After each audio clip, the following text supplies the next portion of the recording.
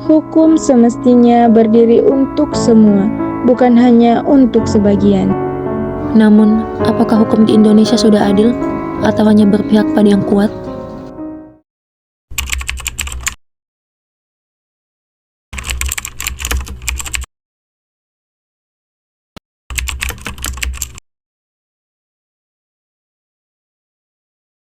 Halo semua, nama saya Andi Marsinta Novianti dengan NIM A01124123 dari Prodi Ilmu Ekonomi.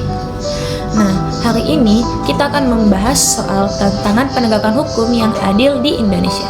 Hukum yang adil itu bukan hanya soal aturan yang bagus, tetapi juga soal penerapan yang jujur dan tidak memihak siapapun. Nah, saat ini penegakan hukum di Indonesia menghadapi berbagai tantangan. Ada contoh nyata dari berita-berita yang mungkin pernah kita dengar, seperti dari korupsi yang belum tuntas, penanganan kasus yang pilih kasih, hingga sulitnya masyarakat kecil mendapatkan keadilan. Nah, menurut data dari berbagai LSM, tingkat kepercayaan publik terhadap penegakan hukum masih belum maksimal. Nah, inilah yang membuat banyak orang merasa bahwa hukum belum sepenuhnya adil.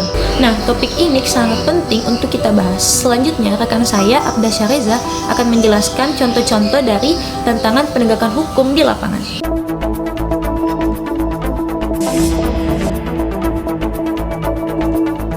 Sorotan terus mengarah rupiah. Belum selesai jalan publik terhadap vonis ringan harga. Ya, baik, terima kasih Sinta.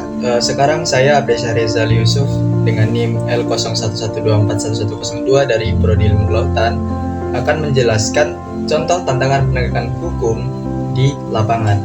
Baik, jadi tantangan penegakan hukum yang adil bisa kita lihat dari berbagai kasus yang muncul di berita.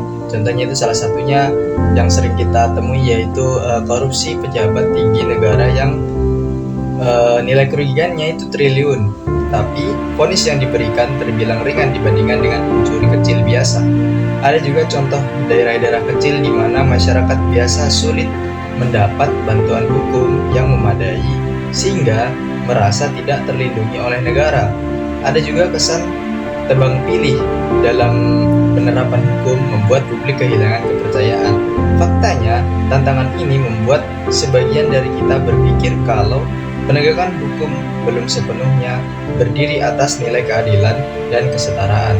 Tapi itu bukan akhir cerita, karena yang paling penting kita juga harus memikirkan langkah dan harapan ke depan. Baik, selanjutnya rekan saya Mutmainah akan menjelaskan berbagai langkah dan harapan penegakan hukum yang adil.